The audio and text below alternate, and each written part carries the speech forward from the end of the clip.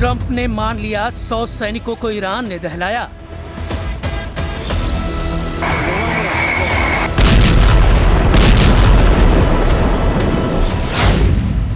Trump ने कबूल कर लिया, ईरान ने 10 दोस्त देशों को पीट डाला।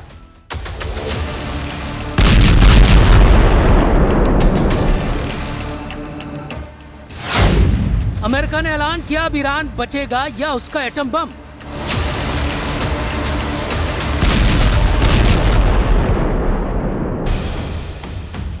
लेकिन ईरान बातें कम, हमले ज्यादा कर रहा है। ईरान ने फिर से कुवैत के एनर्जी और पानी के इंफ्रास्ट्रक्चर पर भीषण बमबारी की है। कुवैत ने जानकारी दी कि उसके बिजली और डिसैलिनेशन प्लांट पर भयानक हमला हुआ है। लगातार चौथे दिन ईरान ने कुवैत पर कहर ढाया है। कुवैत की तरह ईरान 5 देशों को कुचल रहा है। लेकिन अमेरिका की मार भी बड़ी डरावनी है। सुपर पावर ने अपने विनाशकारी हथियारों को युद्ध में झोंक दिया है।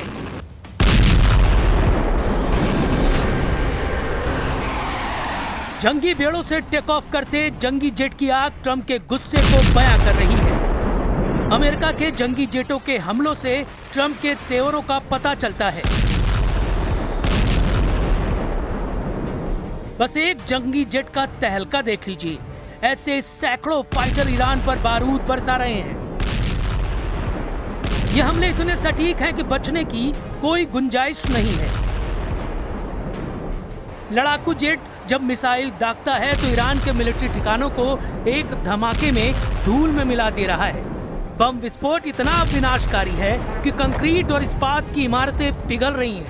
इतनी ताकत झोंक कर भी ट्रंप फोर्स ईरान को झुका नहीं पा रही, क्योंकि जैसे ही अमेरिका के जंगी जेट अपने डॉक पर लैंड करते हैं, ईरान मिसाइलें लॉन्च करना शुरू करता है। ईरान की मिसाइलें कब और कहां फटेंगी, इसकी भनक भी अमेरिकी सेनाओं को नहीं लग रही। ईरान हर हमले में नए दुश्मन देश को दहला रहा है। ईरान ने बहरीन में शेख ईसा मिलिट्री बेस को ड्रोन धमाकों से दहला दिया है। अमेरिका के 5वें बेड़े के अहम ठिकाने के ऑपरेशन सेंटर तबाह कर दिए गए हैं। जॉर्डन में ईरान ने अमेरिका के 20 ठिकानों पर तबाही मचाई है।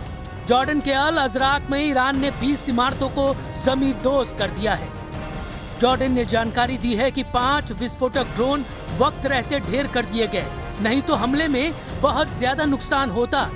कुवैत और संयुक्त अरब अमीरात में ईरान की मिसाइल आंधी अभी भी रुकी नहीं है। मतलब ये कि अमेरिका ईरान युद्ध अब उस मोड़ पर है जहां फैसला सिर्फ मैदान में होना बाकी है, क्योंकि आसमानी लड़ाई में ईरान भारी पड़ रहा है। अमेरिकी हमलों के जवाब में जॉर्डन में जो हमले किए गए उसमें 2 अमेरिकी सैनिकों की मौत हो गई, 1 लापता है। हालत यह है कि सीज फायर खत्म होने के 10वें दिन अमेरिका ने ईरान के बंदर अब्बास और बंदर लेंगेह में जबरदस्त हमला किया। तस्नीम न्यूज की रिपोर्ट में यह दावा किया गया। इसके अलावा चाबहार में भी अमेरिकी मिसाइलों ने हाहाकार मचाया।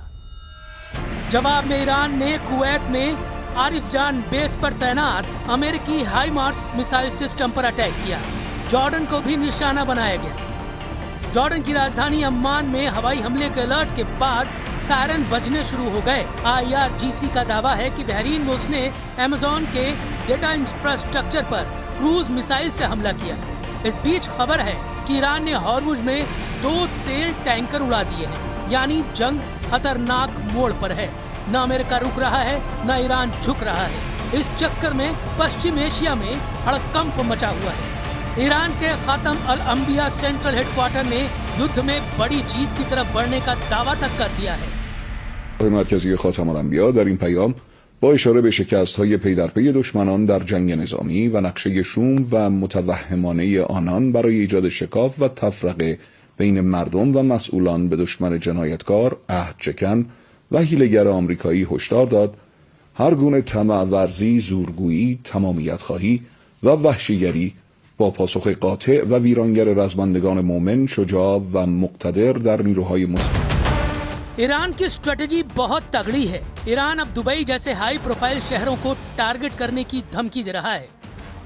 उधर ट्रंप फोर्स को जॉर्डन में मिले झटके से उबर पाना मुश्किल हो रहा है। वॉल स्ट्रीट जर्नल के मुताबिक जॉर्डन में जिस तरह से ईरान ने अमेरिकी सैन्य ठिकानों पर सटीक हमला किया है, उससे अमेरिका हैरान है।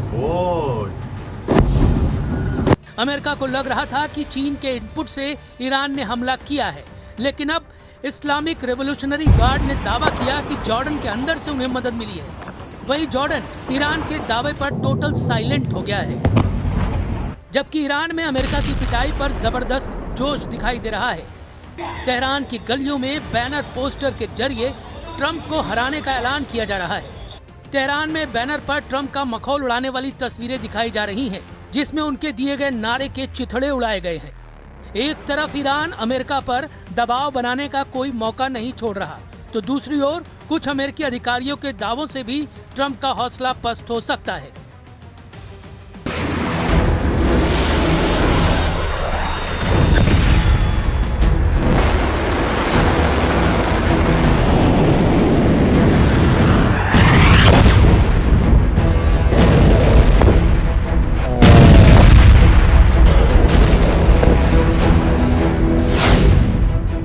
क्योंकि एक अमेरिकी अधिकारी ने दावा किया कि अमेरिका के पास ईरान के खिलाफ लंबा युद्ध लड़ने लायक मिसाइलें नहीं हैं। ब्रिटेन के अखबार टेलीग्राफ ने एक रिपोर्ट छापी, जिसमें उसने एक अमेरिकी अधिकारी को कोट किया और लिखा कि अमेरिका ईरान के साथ लंबे और बड़े सैन्य संघर्ष के लिए अपनी ताकत बढ़ा रहा है, लेकिन उसके सामने हथियारों और मिसाइलों के भंडार की कमी एक बड़ी चुनौती बन रही है। रिपोर्ट के हिसाब से अमेरिकी रक्षा अधिकारी को चिंता है कि अमेरिका को अपने रणनीतिक हथियार के भंडार को बनाए रखना है, क्योंकि चीन और रूस के मोर्चे पर भी अमेरिका को हथियारों की जरूरत पड़ सकती है।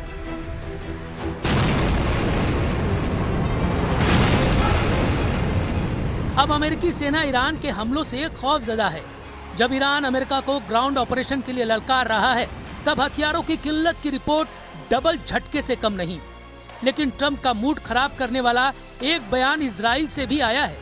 इजराइल के विदेश मंत्री बेजलेल स्मोट्रिच ने घोषणा की है, अब उनकी सेना ईरान युद्ध में शामिल होने के लिए तैयार नहीं है। स्मोट्रिच ने दावा किया कि मौजूदा हालात इजराइल के लिए सबसे अच्छे हैं, इसलिए वो ईरान में अपनी ताकत जाया करने की जगह हमास और हिजबुल्लाह का सफाया करने में लगाएगा। हालांकि इसके पीछे ईरान से आए मोसाद के इंटेलिजेंस को माना जा रहा है, जिसमें बताया गया है कि ईरान ने एटम बमों की लैब एक्टिव कर दी है। मोसाद ने रिपोर्ट दी है कि ईरान ने पिछले साल अपने यूरेनियम संवर्धन सेंट्रीफ्यूज को पिकैक्स माउंटेन के नीचे गहरी सुरंगों में पहुंचा दिया था। बीते साल जून में 12 दिनों तक चले इजराइल ईरान युद्ध के बाद यूरेनियम सेंट्रीफ्यूज को बेहद सुरक्षित पिकैक्स माउंटेन ट्रांसफर कर दिया गया था। पिकैक्स माउंटेन, जिसे माउंट कोलांग भी कहते हैं, ईरान का सबसे सुरक्षित परिसर है। ये ईरान के नतांज यूरेनियम संवर्धन केंद्र के पास है, जहां पर 2 गहरे भूमिगत सुरंग नेटवर्क हैं। ये सुरंगें अमेरिका के सबसे शक्तिशाली बंकर बस्टर बमों की पहुंच से भी बाहर है।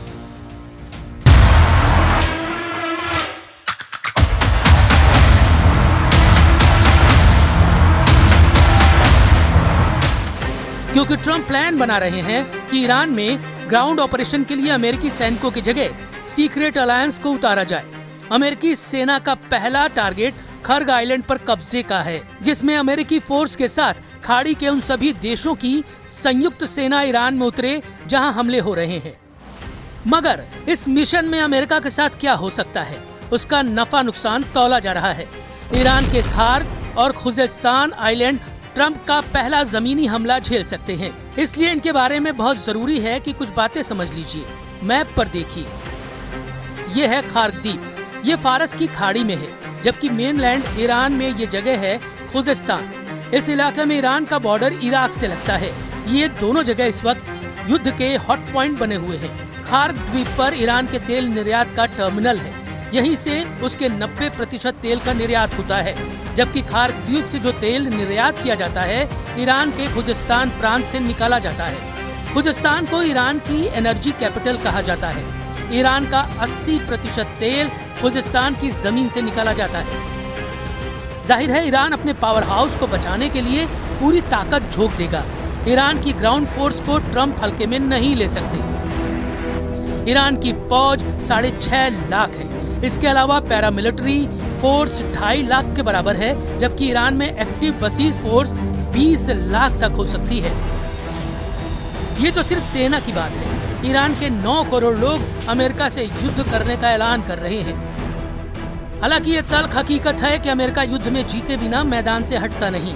अगर अमेरिका जीत से दूर होता है तो दुश्मन देश को ही तबाह कर डालता है। सुपर पावर से दुश्मनी मोल लेकर खाड़ी में कई मुल्कों का नक्शा बिगड़ चुका है।